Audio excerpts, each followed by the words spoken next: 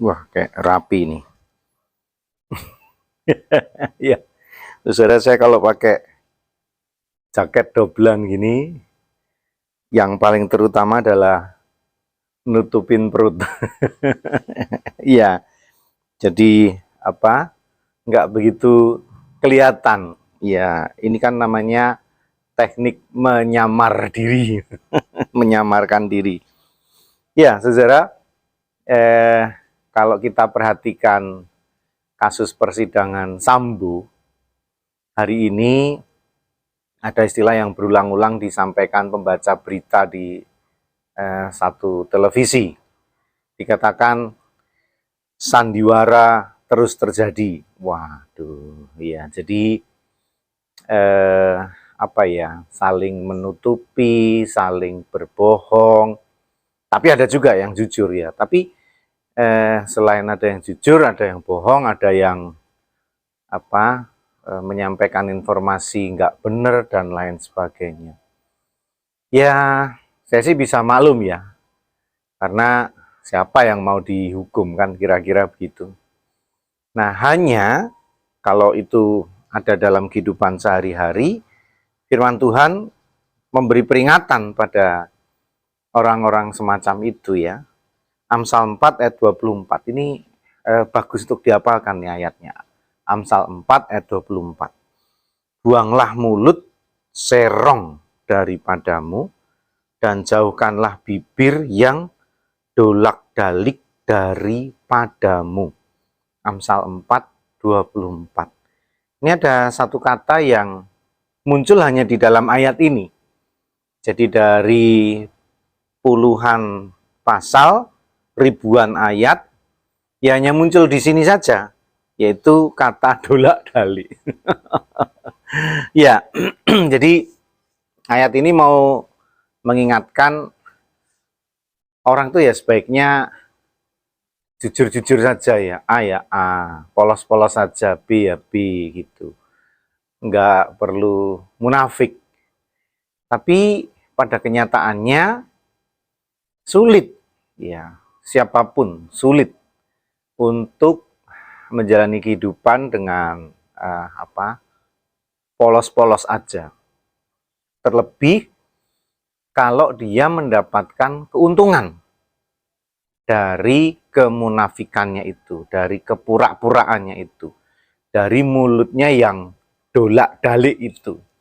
Ya seperti kasusnya Sambo kan, ada Sambo sendiri, ada beberapa anak buahnya yang pro pada Sambo, nah bahkan yang terus dicecar karena keterangan-keterangannya nggak masuk akal itu adalah malah ART-nya ya, asisten rumah tangga Sambo ya.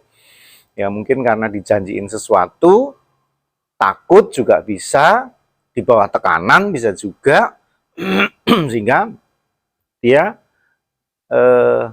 keterangan-keterangannya tuh ketahuan banget kalau bohong lah, paling tidak menurut persepsi hakim ya, saudara ya. Nah, sekali lagi sulit bagi kita untuk menghindarkan diri menjadi orang yang dolak-dalik tadi. Karena apa? Salah satu faktor penyebab utamanya adalah kalau dapat keuntungan, saudara. Ya, dapat pujian, dapat sanjungan. Nah, itu kita bisa seperti falsafah Jawa ya. Esok dele, sore tempe. Ya, jadi pagi kedelai, sore tempe. Ya kan memang begitu ya. Tapi maksudnya adalah cepat sekali berubah, cepat sekali eh, pendapatnya, kata-katanya, ucapannya itu berganti. Nah, yang jadi masalah adalah kalau orang yang dolak-dalik plus mukanya muka tembok, saudara ya, nggak ada malunya itu ya. Dan saya beberapa kali menertawakan orang yang seperti itu, saudara ya. Bagaimana nggak ketawa ya? Belum sejam, belum 2 jam gitu ya, ucapannya udah berubah. Ya ada sih yang beberapa hari ucapannya berubah, ada juga sih gitu. Sampai saya tuh mau ngingetin tuh segen. Loh kemarin bukannya A, kok sekarang B gitu ya. Tapi ya sudahlah. Menurut saya hal yang tidak baik itu harus dihentikan. Ya, hal yang tidak baik itu harus dihentikan. Untuk apa sih gitu ya? Apalagi untuk kepentingan-kepentingan pribadi ya, agar dipuji, agar disanjung gitu ya. Kemudian mulutnya licin ya, seperti itu. Ya, apa berkelak-kelok berlika-liku, sudahlah gitu ya. Kalau memang salah ya minta maaf, tapi kalau itu kebenaran ya terus lakukan. Karena pada akhirnya kalau itu berulang-ulang ya, dan orang akhirnya mengenali saudara sebagai orang yang pelin-pelan, munafik, mulutnya dolak-dalik, ya akhirnya orang juga nggak mau dekat-dekat dengan saudara. Ya, karena nggak bisa dipegang, nggak bisa dipercaya, ya, tidak bisa dipercaya. Pada akhirnya orang akan menstigma atau mencap kita, menganggap kita sebagai orang yang tidak bisa dipercaya. Tidak bisa dipercaya itu kan berarti pengkhianat. Jadi berawal dari hal kecil, ya, mulutnya dolak-dalik, ya, ucapannya tidak konsisten, berubah-ubah, tapi tanpa kita sadari berakhir dengan satu anggapan yang sebetulnya sangat buruk.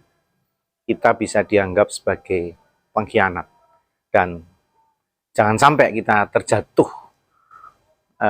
dengan sebutan yang seperti itu, sir. Karena akan habis hidup kita. Kita nggak bisa dipercaya lagi ucapan kita, dan siapa yang mau dekat dengan kita, siapa yang mau berelasi dengan kita kalau kita dikenal sebagai orang yang semacam itu. Mari lurus-lurus saja, walaupun itu tidak mudah dan bahkan seringkali merugikan kita, tapi orang akan menyebut kita sebagai orang yang konsisten. Dan itu yang lebih baik. Bersama saya Pendeta Yudi dalam Renungan Mas, esok masih ada solusi.